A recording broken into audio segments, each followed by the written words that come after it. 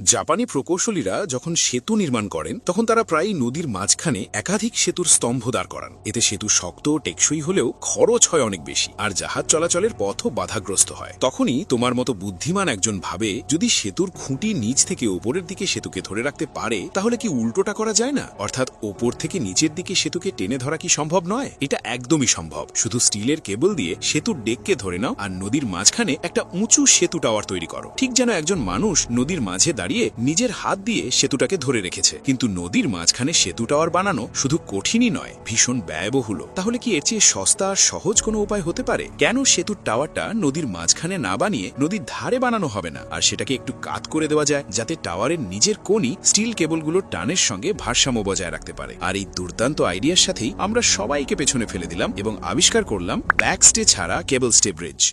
যদি ভিডিওটি ভালো লাগে লাইক দিন, শেয়ার করুন আর সাবস্ক্রাইব করতে ভুলবেন না।